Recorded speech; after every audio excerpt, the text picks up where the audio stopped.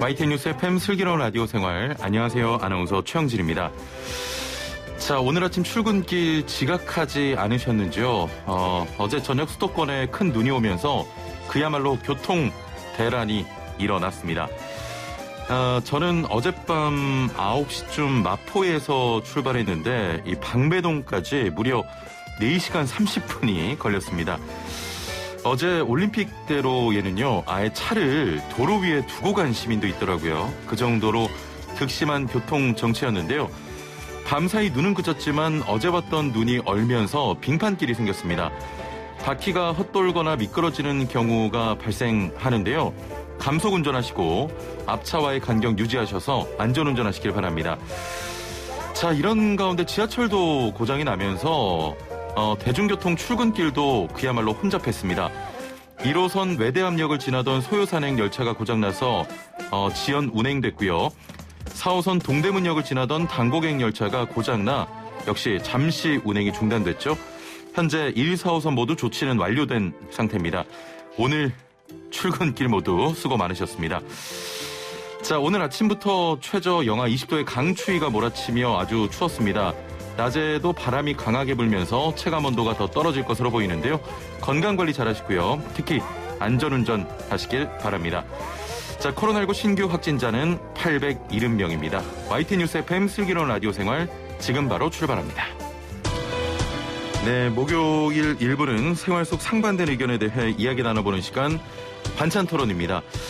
헬스장 같은 실내 체육시설과 카페, PC방 등 계속되는 사회적 거리두기로 인한 집합금지와 영업 제한 업종의 업주들이 거리로 나섰습니다. 태권도와 킥복싱, 카페와 브런치 카페 등 비슷한 시설인데 방역 형평성이 어긋난다며 일부에서는 방역 지침을 어기고 문을 열기도 했는데요. 길어지는 코로나19 상황에 업주들의 고충에 공감하는 의견과 불과 얼마 전까지만 해도 일일 신규 확진자가 1000명을 오르내리는 상황에 위험을 최소화해야 한다는 의견이 엇갈리고 있습니다. 자, 사회적 거리두기 기준을 놓고 불거진 논란. 태권도장은 되고 헬스장은 왜 안 되냐? PC방은 되는데 카페는 왜 안 되냐? 자, 여러분은 어떻게 생각하십니까? 애청자 여러분의 참여로 더욱 풍성해지는 반찬 토론. 샵 0945번, 단문 50원, 장문 100원의 유료 문자 보내주시면 함께 이야기 나눠보겠습니다. YTN 라디오 애플리케이션과 유튜브 보이는 라디오 댓글창으로도 참여 가능합니다. 자, 그럼 오늘도 반찬 토론 함께할 한국인사이트연구소 전민기 팀장 전화 연결되어 있습니다. 안녕하세요. 네, 반갑습니다. 전민기입니다. 예. 오늘 출근길 괜찮으셨습니까? 네, 그래도 밤사이에 제설 작업이 잘 되어 있더라고요. 큰 도로 위주로는. 그래서 예. 다행히, 그리고 많은 분들이 차를 놓고 나오신 것 같아요. 그래서 예. 다행히 잘 다녀왔습니다. 예, 오늘도 안전운전 하시고요. 예. 원래 평소에 운전을 좀 하는 편이셨어요? 운동 말씀이시죠? 예, 운동이요. 네네. 운동 아시겠지만 주말에 이제 풋살 좀 했고요. 예. 예전에 이제 헬스장도 좀 다녔었는데. 예. 코로나 다 이전의 이야기가 되어버렸네요. 예. 네. 헬스장도 그렇고 이런 실내 체육시설 이용하지 못하는 분들은 거의 1년째 제대로 이용을 못하고 있잖아요. 그렇죠. 이제 홈트들 하신다고 이야기하시는데 예. 참 집에서 운동 제대로 하는 건 또 쉽지가 않더라고요. 마음 먹은 대로 잘 안 되고 일단은 예. 어딘가에 가서 운동하는 게 좀 어떤 효과가 좀 더 큰 것 같긴 한데 많은 분들이 지금 살찐 분들 많다 이렇게 확진자라고 하잖아요. 살쪄가지고 그런 이야기 많이 나오고 있습니다. 이게 지금 비슷한 실내 체육시설인데 가능한 업종이 있고 금지하는 업종이 있어요. 네. 지금 가능 업종 같은 경우는 권투, 레슬링, 태권도, 유도, 검도, 유슈, 합기도는 또 가능한데 네. 주짓수, 킥복싱, 무에타이, 특권, 무술은 또 금지 업종이 됐거든요. 예. 지금 이런 부분도 논란이 되고 있지 않습니까? 맞습니다. 그러니까 우리 국민들 입장에서는 사실은 이게 어느 건 되고 어느 건 안 된다라고 해가지고 삶이 크게 달라지진 않습니다만 그 운영하시는 분들 입장에서는 좀 억울할 수 있을 것 같아요. 예. 예를 들면 옆에 예전 같은 경우에는 카페는 열었는데 우리는 프랜차이즈다라고 해서 또 못 열게 한다든지 이런 것부터 해가지고 예. 이게 늘 상대와 비교했을 때 내가 뭔가 피해를 보고 있다라고 하는 마음이 들면 그거는 좀 참기가 힘들어지는 것 같아요. 그리고 초반에는 이제 정부가 이야기하는 대로 잘 따랐는데 워낙 길어지다 보니까 생존의 문제거든요. 예. 돈을 계속 못 벌고 이제는 대출 받아가지고 사실 월세라든지 직원들 월급 주는 분들이 상당히 많고 이제는 그 한계치에 다다르다 보니까 이런 목소리들이 나오고 또 약간 시위처럼 번지는 게 아닌가 싶습니다. 예. 자, 애청자분들의 의견을 좀 받아보겠습니다. 네. 자, 이런 실내체육시설 이제는 좀 열어야 한다라고 생각하시거나 반대로 지금도 3차 대유행이 완전히 꺾인 건 아닌데 조금만 더 참자. 자, 여러분은 어떻게 생각하시는지 단문 50원 장문 100원의 유료 문자 샵 0945번으로 보내주시길 바랍니다.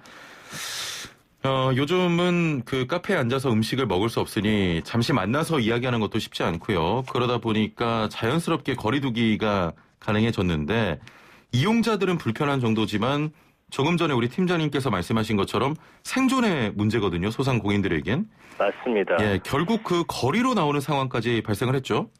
특히 한국 피트니스 경영자협회가 지금 릴레이 시위하고 있는데 얼마 전에 안타까운 일이 있었잖아요. 대구에서 헬스장 운영하시는 관장님이 스스로 좀 극단적인 선택을 하시다 보니까 이때 이제 불이 좀 붙었어요. 그 시위 첫날이 4일이었는데 전국 약 300곳이 문 열고 실제로 손님 받았고요. 또 손님은 받지 않더라도 불을 켜고서 항의의 뜻을 밝힌 곳도 한 700여 곳 정도 됐거든요. 그리고 지금 국민청원 게시판에도 관련 글 올라왔는데 5일 오후 3시까지 20만 명 이상의 동의를 얻을 정도로 많은 분들이 나도 힘들지만 저분들 문 못 여는 것 자체가 얼마나 힘들까를 좀 많이 공감하고 계신 것 같아요. 그리고 카페 업주들도 지금 국회 앞에서 릴레이 시위를 예고하고 있고 그 전국 카페사장연합회도 보건복지부에 공동 민원을 제기하면서 단체 행동에 들어갔거든요. 그러니까 사실은 어렵지 않은 그런 직종이 많지 않은 상황에서 이걸 바라보는 국민들의 마음도 사실은 저하고 비슷할 것 같아요. 솔직히 말씀드리면 우리 좀만 더 견뎌요. 지금 확진자 너무 많으니까 좀만 참아요라고 말씀드리곤 싶지만 참고 나서 그 이후에 예전처럼 돌아간다. 그러면 우리가 강하게 이분들 좀 더 좀 말릴 만한 그런 여력이 있을 텐데 문을 연다고 해서 지금 예전처럼 또 수익이 보장되는 것도 아니거든요. 그렇습니다. 그러니까 지금 거의 수익이 0인 상황을 지켜보는 우리의 마음도 안 열었으면 좋겠는데 그렇다고 저분들 문 못 열게 하면 저렇게 다 무너지고 있는데 이걸 또 지켜봐야 되는 참 어떻게 해야 될지 어려운 그런 상황이 되어버렸습니다. 그래서 6일에는 국회 앞 릴레이 피켓 시위를 이제 카페 업주분들도 한다 했었고요. 오늘은 이제 세종시 보건복지부 정문 시위가 예정이 돼 있고요. 그래서 그분들의 주장은 이렇습니다. 일관성 또 형평성이 없는 정부 규제 생존권을 위협받고 있다라는 게 이야기고요. 그 처음 목표했던 홀 영업 하나에 모든 역량과 힘을 좀 쏟아주길 부탁을 드린다. 이런 또 어떤 그런 목소리도 나오고 있기 때문에 너무 어려운 상황 같아요. 그리고 한국 코인 노래 연습장 협회도 지난 5일이죠. 강제 영업 중단 조치만 5개월 이상 지금 당했다면서 18일 이후에도 이어지는 그 영업 중단 조치에는 협조하지 않겠다. 강하게들 이야기하고 있거든요. 그거 막을 수 있을지 모르겠어요. 그리고 지금 확진자가 좀 줄어들고 있는 상황이기 때문에 근데 이게 길어지다 보면 사실은 국민들 안에서도 좀 이런 의견들이 좀 나뉘면서 안 그래도 지금 대한민국 자체가 굉장히 여러 정쟁이라든지 이렇게 좀 갈라져 있는데 이런 부분들로 인해서 또 다시 한번 좀 위기를 겪게 되지 않을까 좀 우려가 많이 됩니다. 그렇습니다. 자, 6007번님께서는 전 열어야 한다고 확언을 못하겠지만 솔직히 당사자가 아니면 열면 안 된다는 말은 하지 맙시다. 생존의 문제입니다라고 하셨고요. 9598번님께서는 정부의 형평성 없는 지침이 가장 큰 문제입니다. 국가 재난 상황 속에서 다 같이 견디는 게 최우선인데 어떤 업종은 되고 안 되고의 문제가 현 상황을 만든 것이 아닌가 합니다. 7181번님께서는 코로나가 언제 끝날지 결론이 없는 상황에서 너무 많은 소상공 사장님들이 고생이 아니라 고통을 받고 있습니다. 대출과 빚이 어마어마하게 늘어가는 상황 속에서 무조건 문을 닫으라고 하는 것은 너무 가혹합니다라고 또 의견을 주셨습니다. 네. 자, 관련해서 헌법소원도 제기를 했죠. 네, 지금 헬스장 카페하는 또 다른 소상공인 분들인데 예. 지난 5일이죠. 맘 편히 장사하고픈 상인 모임, 그다음에 한국 중소상인 자영업자 총연합회, 그리고 참여연대 등이 단체들이 서울 종로구 헌법재판소 앞에서 기자회견 열었습니다. 예. 이 서울시의 집합 제한 금지 조치 고시의 위헌 여부를 좀 판단해달라. 그 헌법소원 심판을 헌재에 청구한 거거든요. 이제는 더 이상 견딜 수 없다. 닫았는 게 아니고 일부는 여는데 우리와 큰 차이가 없는 업종인데 왜 우리만 이렇게 피해를 봐야 되냐라는 게 목소리예요. 지금 이 헌법소원 청구 대리를 맡은 참여연대 예. 김남주 변호사님이 이런 얘기했어요. 집합제한 명령이 재산권에 대한 어떤 특별한 제한이기 때문에 이에 대한 정당한 보상 규정을 마련해야 하는데 여기에 대한 어떤 보상 규정이 전혀 마련되지 않았기 때문에 이건 위헌이다라고 이야기를 하고 있고요. 예. 다른 법률에 비춰봐도 보상 규정이 필요한데 감염병 예방법에서는 지금 전혀 보상하지 않고 있기 때문에 이건 재산권 침해다 이런 설명을 하고 있어요. 이번의 주장을 보면은 법적으로는 이게 위헌이라는 주장을 좀 강하게 하고 있습니다.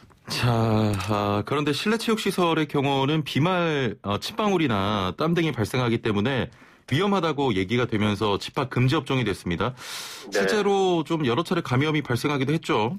그렇죠. 실내 체육업 같은 경우는 이제 땀 흘리는 건 똑같은데 현재 집합 금지 해제된 업종하고 기준이 모호하다라는 거예요. 아까 이제 말씀해 주셨잖아요. 킥복싱에서 줄넘기 하는 건 안 되고 또 태권도장에서 하는 건 괜찮냐 이런 식의 주장을 펼치시거든요. 예. 그러니까 소상공인들만 이런 상황을 왜 감내해야 되는 건지 그렇습니다. 이해하기가 힘들다. 그리고 골프장도 보면은 캐디 포함 5인은 가능한데 또 5인 이하 수업, 1대1 퍼스널 트레이닝 수업 이런 것도 있는데 일괄적으로 집합 금지하는 건 부당하다라는 거죠.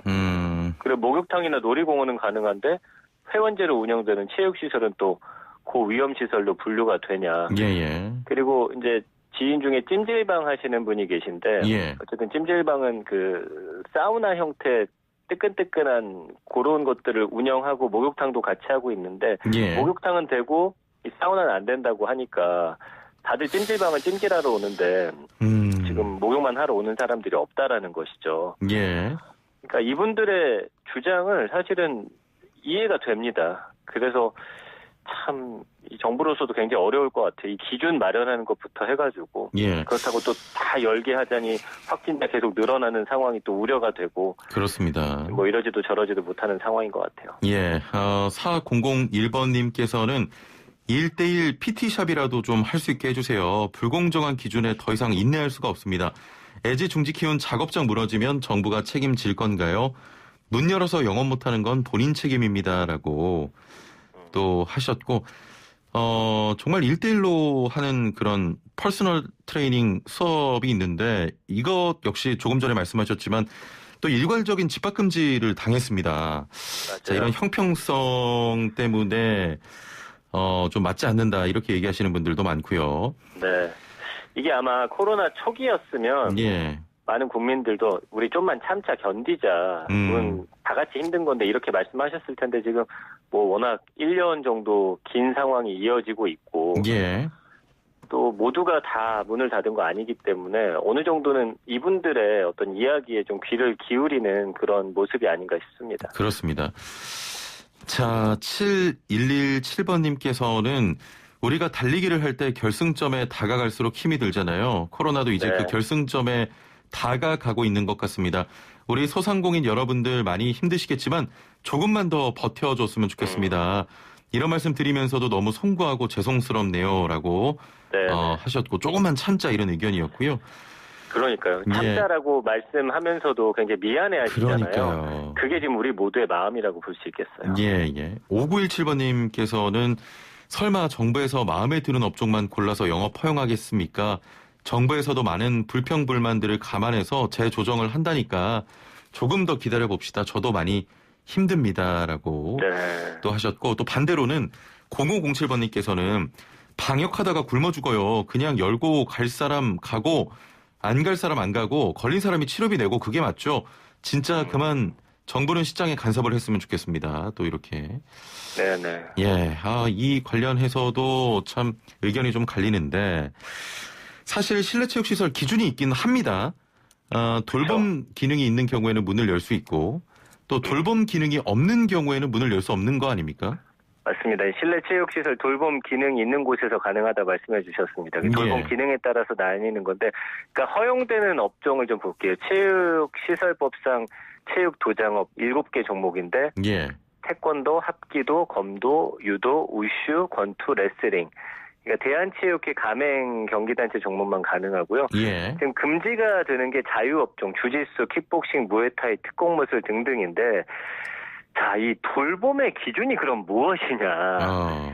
이게 모호하거든요. 그러니까 뭐 태권도나 합기도 이런 부분은 어느 정도 돌봄의 기능과 함께 체육을 가르치는 거다. 근데 이제 주짓수나 킥복싱 배우러 다니는 아이들도 많거든요. 그러니까 솔직히 객관적으로 볼 때는 이 돌봄의 기준은 좀 모호해 보이긴 합니다. 그러니까 주짓이나 킥복싱장 운영하시는 분들 입장에서는 뭐 태권도, 합기도, 검도는 되고 우리는 안 되는데 그게 돌봄 기능에 따라서 나뉜 것이라고 하면 대체 돌봄이라는 게 무엇을 이야기하는 것이냐 이렇게 당연히 주장할 수가 있는 부분 같아요.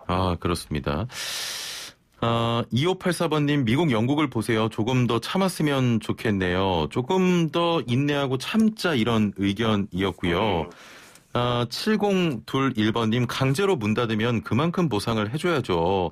또 보상이 좀 없다, 부족하다 이런 의견 가지신 소상공인분들 많으신 것 같습니다. 그래서 이번에 긴급 3차 재난지원금으로 이제 이런 업종들 같은 경우는 많게는 300만 원까지 지원을 하고 있는데 그 돈으로는 좀 턱없이 부족하다라는 게 그 업계 이야기입니다. 그래서 대부분의 이분들 보니까 어쨌든 대출 받아가지고 버티고 계시는 그런 상황이거든요. 근데 그것마저 이제 갚을 여력이 안 되고 그 돈을 다 쓰게 됐을 때는 뭐 결국엔 문을 닫을 수밖에 없는 큰 피해를 입고 그렇게 됐을 때는 진짜 좀 큰 문제가 생길 것 같아요. 그렇습니다. 자, 단문 50원, 장문 100원의 유료 문자 샵 0945번으로 현 정부의 사회적 거리두기 기준 논란에 대해서 여러분은 어떻게 생각하시는지 지금 바로 보내주시길 바랍니다. 애플리케이션 댓글창도 열려 있습니다.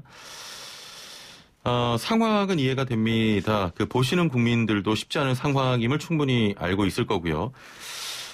그런데 좀 이렇게 하나둘 제한을 없애다 보면 걷잡을 수 없는 상황까지 발생하는 게 아닌가 이런 우려도 좀 들긴 하거든요. 그게 사실은 제일 국민 입장으로는 또 무서운 거잖아요. 그러니까 지금 사실 보셔서 알겠지만 우리가 하루에 확진자 뭐 20명, 30명대로 유지하다가 늘어나는 건 사실 한순간이었는데 지금 1000명대에서 800명대까지 줄이는데 얼마나 오래 걸렸어요. 그러니까 소상공인 단체는 1년 가까이 감내온 상황 지금 코로나가 잡힐 기미는 보이지 않는데 강제로 영업 제한시키면서 여기에 따른 손실을 지금 보장해주지 않는다. 이런 주장이니까 뭐 이분들의 입장 이해가 가고요. 협회로 뭉쳐서 지금 목소리 낼 수 있는 곳들만 또 풀어주는 게 아니냐라는 주장도 사실 하고 있어요. 힘 있는 곳들만. 그 주장에 뒷받침하듯이 협회 등으로 지금 거리로 나오면서 정부에서 대안 마련도 하겠다라는 발표도 했죠. 어쨌든 지금 2단계 조치 비수도권 같은 경우는 그리고 수도권 같은 경우는 2.5단계를 17일까지 2주 연장했기 때문에 일단은 2주는 더 기다리셔야 되거든요. 그래서 지난해 12월 8일부터 시행된 이후에 두 차례 연장이 됐는데 뭐 글쎄요. 2주 후에 상황이 얼마나 나아질지 모르겠지만 이분들 견디는 힘이 좀 한계치에 다다른 것 같아요. 근데 대다수의 국민들은 말씀은 못하지만 조금만 더 참아주기를 바라는 마음들이 있으실 거예요. 왜냐하면 어쨌든 이런 사람들이 모이는 곳에서의 확진 사례가 너무나 많기 때문에 그러니까 참 저도 어렵네요. 어느 쪽 손을 들어야 될지 말씀드리면 그러니까 이거는 뭐 손들 문제가 아니고 잘 모르겠어요. 자, 8703번님께서는 문 닫은 업체들에게 매달 최저 생계비처럼 지원을 좀 해줘야 되는 거 아닙니까? 라고 하셨는데요. 네네. 정말 소상공인분들 정말로 지금 많이 힘들어하고 계십니다. 조금만 좀 버텨달라, 힘내달라 이런 말밖에 좀 할 수 없다는 게 더 좀 슬픈 현실인 것 같습니다. 근데 너무 힘든 상황에서는 자꾸 주변에서 힘내라고 하는 것도 좀 화가 난다고 하시더라고요. 그러니까요. 알겠습니다. 네, 어쨌든 지금 뭐 곧바로 그게 바뀔 수는 없기 때문에 17일까지는 조금 더 견디자 이렇게 말씀드릴 수밖에 없겠습니다. 예. 자, 오늘 뭐 이야기 나눴지만 답을 내기는 좀 쉽지 않은 상황입니다. 정부에서 대안 마련한다고는 하는데 어떤 방안이 나올지 지켜봐야겠습니다. 오늘 말씀 감사합니다. 고맙습니다. 예. 지금까지 한국인쇄이트연구소 전민기 팀장과 함께했습니다. 네, 슬기로운 생활을 위한 생활백서 매주 목요일은 매일 먹는 식품, 건강을 찾아주는 약품, 제대로 먹고 올바르게 사용하는 방법을 알아보겠습니다. 자, 식약처에서 의약품, 화장품, 의료기기 같은 의료제품 분야에 대해 2021년부터 달라지는 주요 정책을 발표했는데요. 오늘은 이렇게 새해부터 달라지는 의료제품 안전 정책에 대해 알아보려고 합니다. 함께 말씀 나눌 식약처 정현호 사무관 연결돼 있습니다. 안녕하세요. 네, 안녕하세요. 예. 자, 지난해에는 코로나19로 인해서 마스크 또 치료제를 허가하는 식약처가 상당히 좀 바빴던 한 해였던 것 같습니다. 네. 자, 올해 식약처에서 가장 중요하게 다루는 의료제품 안전 정책은 뭘까요? 네, 코로나19 극복에 역량을 집중하고 국민의 건강과 직결되는 안전의 공감과 혁신을 더하는 데 중점을 두고 있고요. 예. 이를 통해서 국민 안전을 위한 의료제품 환경을 만드는 것입니다. 예. 자, 코로나19 극복을 위해서는 의약품의 안전성과 효과성에 대한 철저한 검증 관리와 또 의약품 정보를 투명하게 알리는 것이 중요할 것 같은데 의약품 분야에서 새해부터 달라지는 정책은 어떤 게 있겠습니까? 네, 중요한 거 위주로 말씀을 드리면 예. 먼저 개별 임상시험위원회에서 각각 승인과 심사를 하던 임상시험을 국가에서 지정한 중앙임상시험심사위원회에서 통합해서 신속하게 심사할 수 있는 체계를 구축합니다. 예. 또한 의약품 허가 후 실제 의료 현장에서 만들어지는 사용 데이터를 약물 감시에 활용함으로써 효율성과 신뢰성을 높이는 평가 지침을 마련하고 최적화된 공정 설계와 품질 기준을 적용하는 의약품에 대해 허가 심사 체계를 마련하는 등 의약품 안전관리 체계를 더욱 더 공고하게 할 것이고요. 예. 의약품 허가 심사 결과를 투명하게 알리기 위해 허가 심사 결과 공개 대상을 신약 전체로 확대하고 복잡하고 어려운 의약품의 주의사항이나 사용 방법 등을 쉽게 이해하도록 간략히 요약해서 제공하는 그 서비스 대상을 4,200개 품목으로 확대하는 등 국민 여러분께 의약품 관련 정보를 보다 쉽게 더욱 많이 알려드리도록 할 예정입니다. 예. 자, 지난해 뭐 마약류에 대한 이슈가 있었고 얼마 전에도 또 마약 관련한 사건이 있었는데 마약류 의약품 분야 달라지는 정책은 어떤 게 있겠습니까? 네, 먼저 의료용 마약류의 오남용을 줄이기 위해 마약류 통합관리 시스템에 보고된 처방 정보를 분석하여 예. 안전사용 기준을 벗어난 처방 투약 사례를 해당 병원의 의사에게 서면으로 알리는 오남용 사전 알림이 제도를 본격 시행합니다. 예.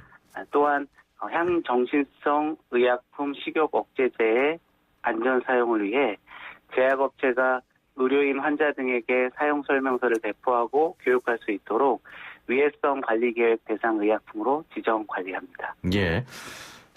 지금까지 말씀만 들어도 굉장히 바쁘실 것 같은데 화장품 분야 주요 정책은 어떤 게 있겠습니까? 네. 먼저 맞춤형 화장품 활성화를 위해 맞춤형 화장품 조제관리사 자격 인정 범위를 확대해서 고용 기회를 늘리겠습니다. 예. 맞춤형 화장품 조제관리사를 화장품 책임 판매관리자 자격으로 인정하고 조제관리사 자격을 취득한 맞춤형 화장품 판매업자가 하나의 매장에서 조제관리사 업무를 수행하는 경우 겸직을 허용할 수 있도록 관련 규정을 개정할 거고요. 예. 맞춤형 화장품 판매업으로 신고한 장소 외에 박람회 행사장 등에서 한시적으로 영업이 가능하도록 임시매장 신고 절차를 간소화할 계획입니다. 예. 또한 수입 화장품에 대한 통관 예정 내용을 보고할 때 원본 서류를 방문 우편 등으로 제출하도록 했었는데요. 앞으로는 온라인으로 전자사본을 제출할 수 있도록 개선합니다. 예, 알겠습니다. 앞으로도 국민 건강과 안심을 좀 확보하기 위해서 열심히 뛰어주시길 바랍니다. 오늘 말씀 감사합니다. 네, 감사합니다. 네, 지금까지 식약처 정현호 사무관과 함께했습니다. 네, 슬기로운 라디오 생활 1부는 여기서 마치고요. 2부는 노무상담 준비되어 있습니다. 자, 3차 재난지원금 중에서 소상공인 버팀목 자금에 대해 알아보고요. 이어서 노무상담도 이어갈 텐데요.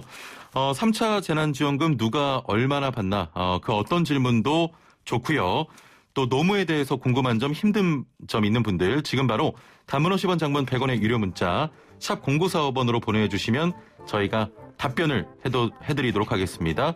자, 57분 날씨와 교통정보 듣고 2부로 돌아올게요. 네, 슬기로운 라디오 생활 2부 생활에 도움이 되는 숫자 뉴스로 시작합니다. 먼저 첫 번째 숫자는 고장난 1호선과 4호선입니다. 어제 저녁 내린 눈과 강추위로 서울 지하철 1, 4호선에는 열차가 고장나 출근길 승객들이 큰 불편을 겪었습니다. 오늘 아침 7시 50분쯤 서울 지하철 4호선 기름역을 지나던 당고개행 전동차가 고장나 멈추면서 승객들이 모두 하차하고요. 뒤따라오던 당고개행 열차들도 25분간 줄줄이 멈춰 서거나 지연 운행됐습니다. 자, 1호선에서도 오늘 아침 7시 25분쯤 외대암역에서 서울역 방향으로 가던 열차가 고장나 45분 정도 운행이 중단됐는데요.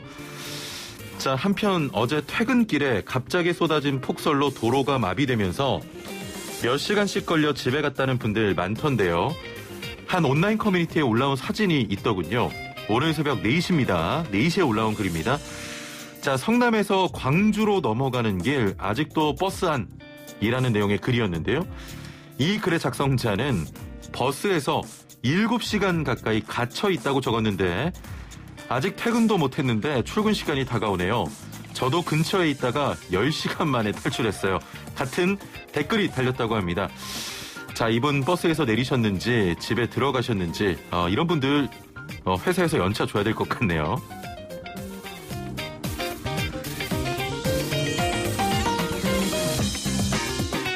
네, 두 번째 숫자는 체감온도 영하 25도입니다. 폭설이 온 뒤 찾아온 최강 한파로 오늘 아침 서울의 최저 기온이 영하 16.5도까지 떨어졌습니다. 올겨울 들어 가장 낮은 기온인데요. 여기에 바람도 약간 강하게 불면서 체감 온도는 무려 영하 25도에 이른다고 하죠. 자, 아침 최저 기온이 가장 떨어진 곳은 설악산입니다. 무려 영하 29.4도를 기록했는데요. 한낮에도 서울 영하 11도 등 전국이 영하권의 기온 분포를 보여서 매우 춥겠습니다. 대설특보가 발효된 충남 남부, 전라권, 제주도는 지금도 시간당 1에서 3cm의 눈이 오고 있습니다. 서해상에서 눈 구름대가 계속해서 유입되고 있어서 충청권과 전라권은 올해 주말까지 30cm 이상 많은 눈이 올 것으로 보입니다. 서울에도 어젯밤 서초구에 13.7cm, 동작구 9.1cm의 폭설이 내렸는데요. 서울의 눈은 그쳤지만 낮 동안 강추위로 도로 곳곳이 빙판을 이룰 것으로 보입니다. 오가시는 길 조심하셔야겠습니다.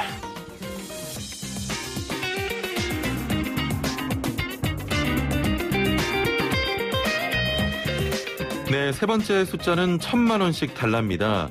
집단 감염이 발생한 서울 동부구치소에서 코로나19 확진 판정을 받은 수용자들 일부가 정부를 상대로 손해배상 청구 소송을 냈습니다. 동부구치소 수용자 4명은 1인당 1,000만 원씩 총 4천만 원을 청구하는 손해배상 소송장을 서울중앙지법에 제출하고 구치소 내 CCTV에 대한 증거 보전을 신청했다고 하는데요. 자, 이들은 아직 유죄가 확정되지 않은 미결수로 코로나19 확진 판정을 받은 상태라고 합니다. 지금까지 동부구치소 내에서 확진 판정을 받은 수용자와 직원 등은 모두 1,154명입니다.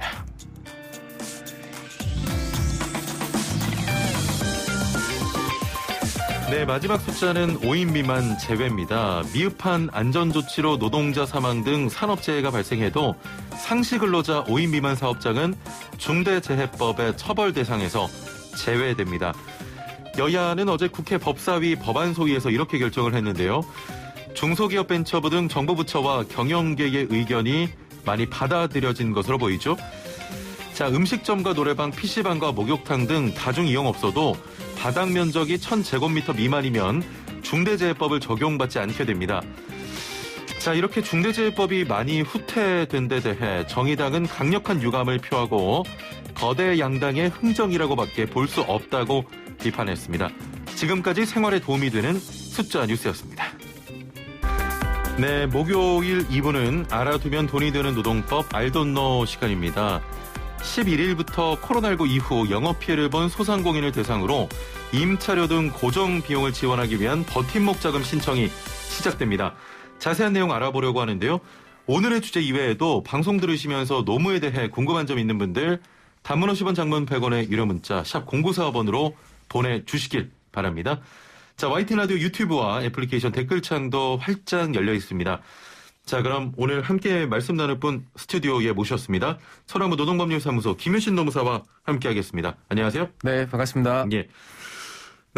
대기 제가 알기로는 서울대 입구 쪽인데. 네, 맞습니다. 오늘 여기 오시는 길 괜찮으셨습니까? 예, 좀 일찍 나서서 왔습니다. 예. 네. 어제 그쪽 그 까치고개 쪽에 네. 버스가 그 4대가 네. 얽히면서 네. 4차로 중에 2.5차로가 좀 막혔다고 하는데. 네. 예, 어제 혹시 뭐 퇴근길이나 괜찮으셨어요? 아니요, 어제 퇴근하다가 저도 갇혀가지고요. 집에 들어가니까 한 11시 반 정도 됐더라고요. 아, 그러시군요. 네, 정말 예, 위험했습니다. 이제 그쪽은 어제는. 좀 복구가 된 것 같습니다. 네, 맞습니다. 예. 네. 자, 어제 소상공인 버팀목 자금 사업에 대한 좀 더 구체적인 내용이 발표가 됐는데 네. 먼저 지원액이 최대 300만 원이라고 합니다. 네. 이게 최대 300만 원이라고 하면은 차등이 있다는 얘기인데 그렇습니다. 지원금을 받기 위해서는 어떤 요건이 좀 필요합니까?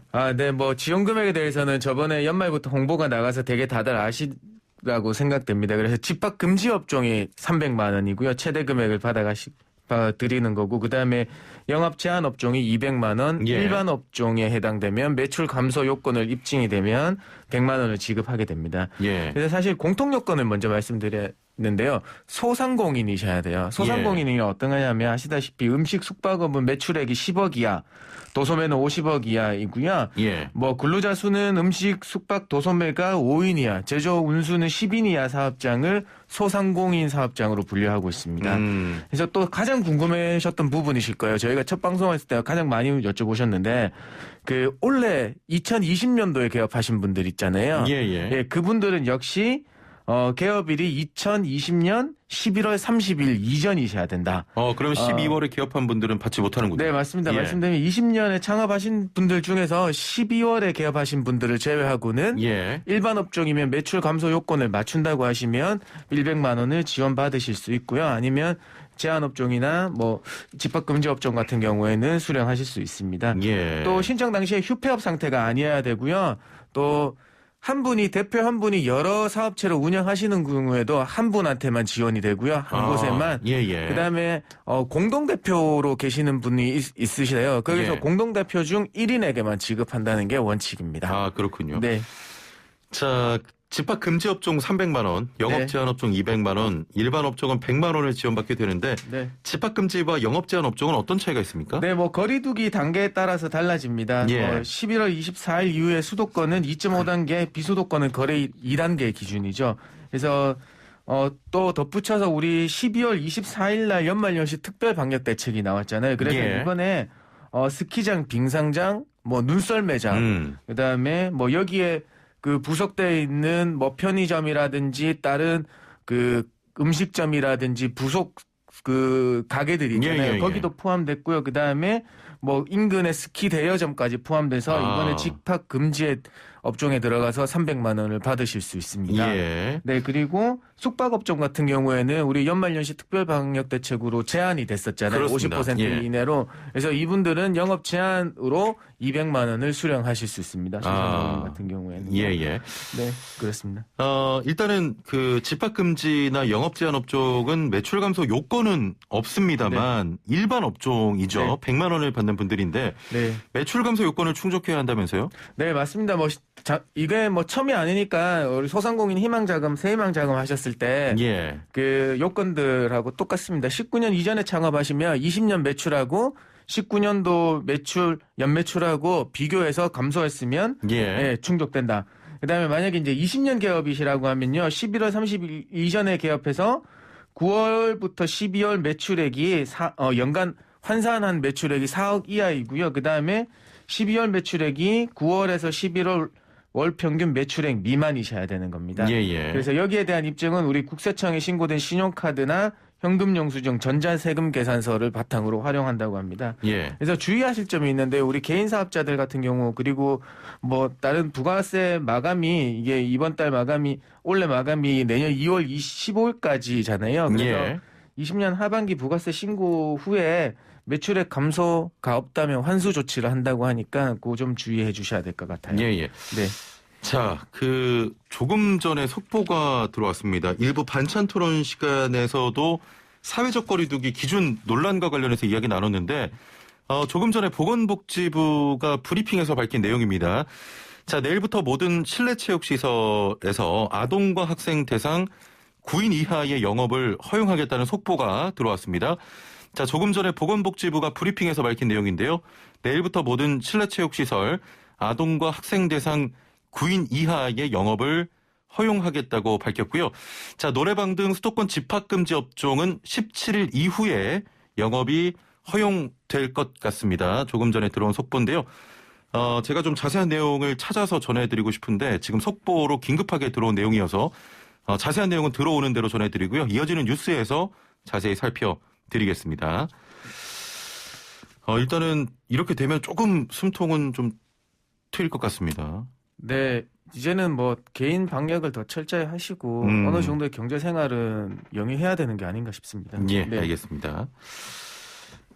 일단은 일반 업종은 매출 감소 요건 충족해야 된다. 여기까지 좀 이야기 나눠봤는데 그런 경우가 있잖아요. 뭐 지금 사실 배달이 호황을 이루면서 오히려 그 치킨집 같은 경우는 더 잘 되는 곳도 있더라고요. 매출이. 그렇죠. 그런 이제 치킨집 같은 경우는 어떻게 되는 겁니까?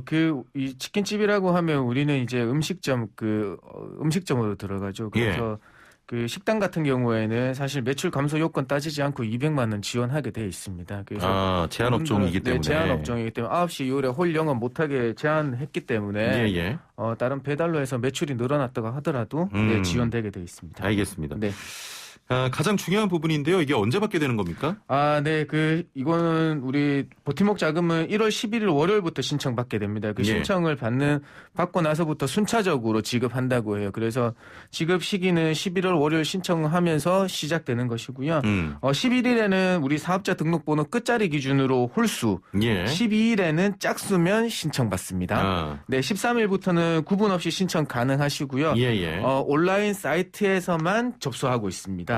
그래서 신청 방법을 알려드리면 다 아시다시피 버팀목 자금 KR 치시던가 포털창에 소상공인 버팀목 자금 검색하셔서 하시면 됩니다. 그래서 저번에 세희망 자금하고 그 플로우는 다 똑같습니다. 들어가시면 사업자 등록번호 놓고 업종 확인한 다음에 본인 인증 거쳐서 그 받을 계좌 그 번호 넣으시고 하시면 되겠습니다.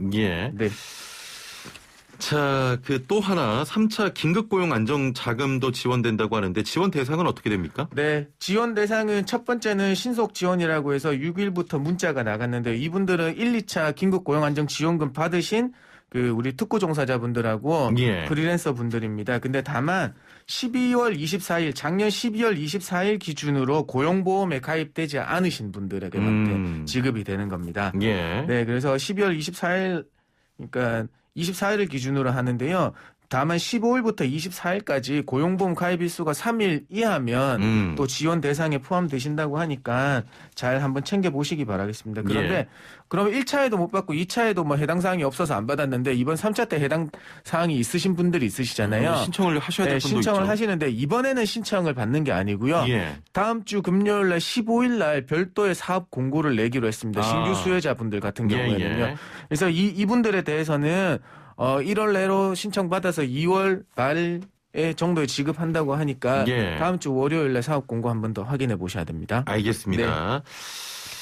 자, 지금 상담들이 들어오고 있는데요. 일단은 오늘은 상담보다도 좀 하소연하시는 분들이 많은 것 같아요. 그렇죠. 자, 5125번님, 저는 집합금지 중인 노래방 직원으로 8월부터 무급 휴가 중입니다.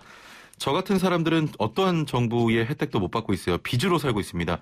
죽을 수 없으니 살고 있지만 너무 힘들어요 하셨는데 혹시 코로나19로 좀 휴급 중인 이런 직원분들을 대상으로 한 정부의 지원 대책은 없습니까? 네, 안타깝지만 없습니다. 지금 사실 뭐 고용유지 지원금에 대해서 사업주 휴업수당 지급하면 거기에 대해서 사업주한테 그에 대한 일정 비율을 지급한다는 거지. 예. 우리 여기 소상공인 사업장에 일하시고 계시는 근로자분들이 사실 제일 좀 피해를 입고 계시거든요. 그렇습니다. 그분들에 예. 대한 직접 지원은 지금 없습니다. 예. 저게 좀 안타깝습니다. 이게. 네.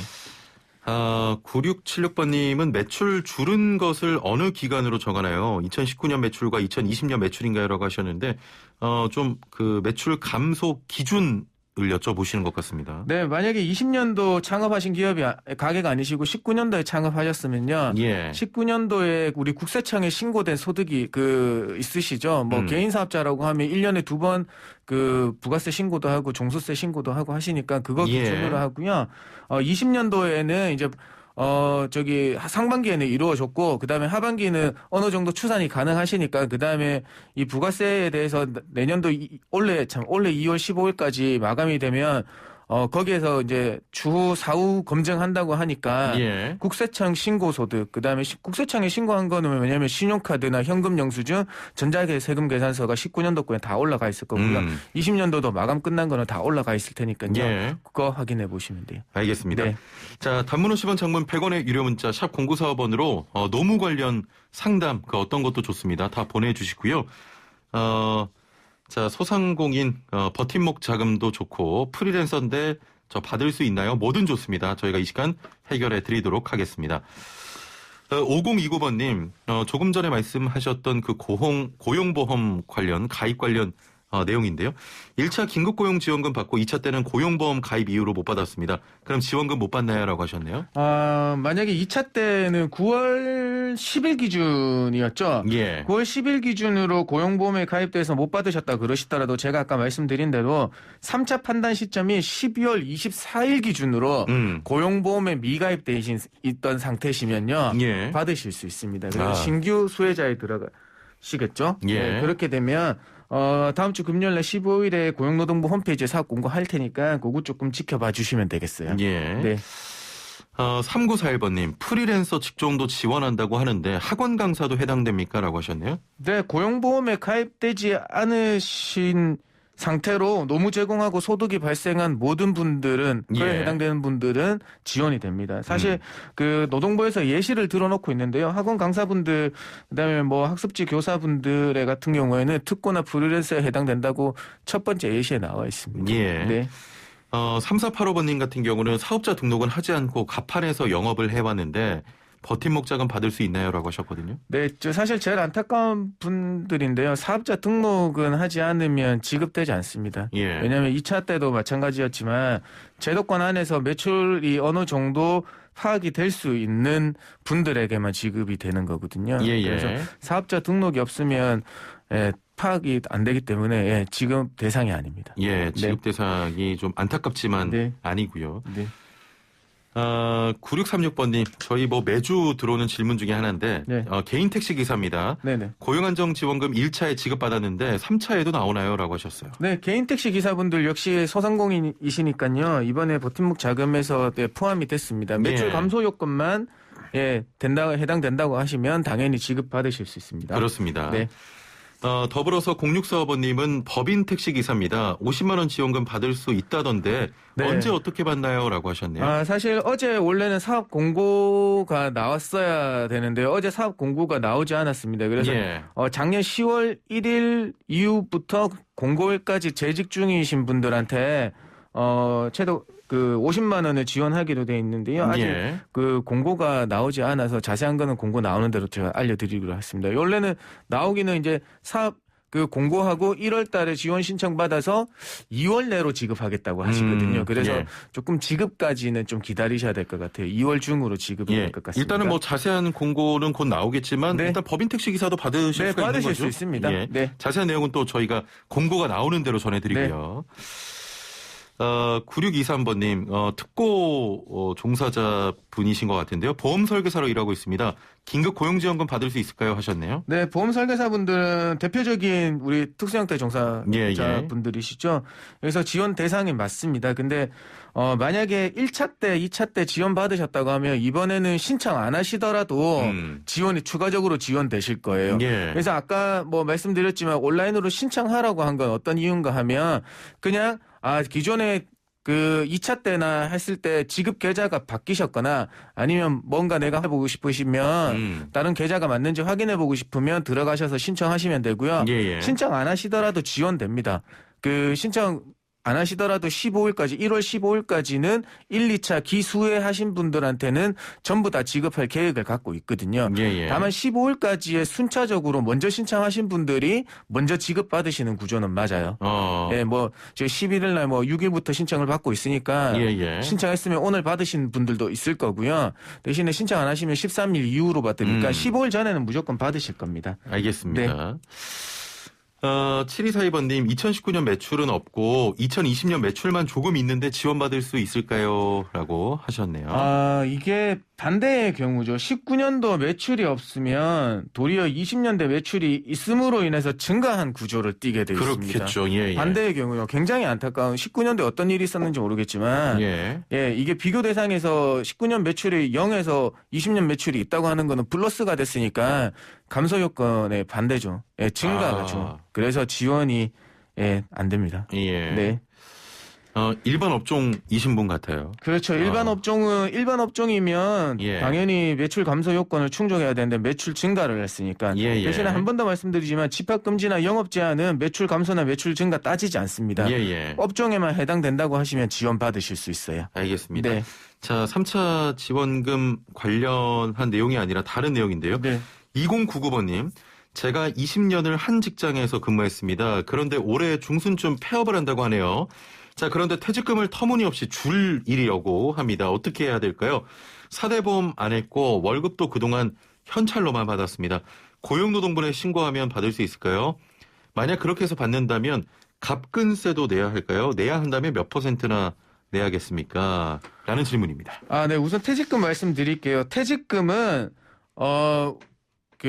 제대로 된 계산 금액을 받으셔야 되죠. 근데 회사가 어렵다고 해서 어느 정도 못 받으시면 그거를 먼저 받으시고 나중에 체불 신고를 해서 그 차액분을 청구하셔가지고 회사한테 받으시면 돼요. 먼저 어느 정도라도 먼저 확보하시길 바라요. 왜냐하면 요즘에는 다들 너무 어려우시니까 나는 한 목에 다 받겠다고 해서 먼저 그러면 안 받고 노동부 신고해서 다 받겠다고 하셔가지고 결국에는 다 못 받는 경우가 있거든요. 이 경우는 어떻게 처리하냐면 먼저 회사한테 수령한 다음에 나머지 금액에 대해서는 노동부 신고해서 차액을 청구해서 차액을 받는다. 차액을 회사한테 못 받으면 국가에 있는 채당금 제도 이용해서 그 제도에서 국가로부터 먼저 받는다. 요 전략을 취해 주셔야 되고요. 그다음에 퇴직은 퇴직 소득세를 떼는 겁니다. 갑근세는 아니고요. 그렇군요. 알겠습니다. 시간이 없어서 빠르게 제가 눈으로 신호를 드렸습니다. 자, 오늘 말씀은 여기까지 듣겠습니다. 감사합니다. 네, 고맙습니다. 네, 지금까지 소나무 노동법률사무소 김효신 노무사와 함께했습니다. 5756번님께서 1, 2차 전부 지원 받았는데 최근에 핸드폰 번호를 변경했는데 어떻게 지원받을 수 있을까요? 라고 하셨습니다.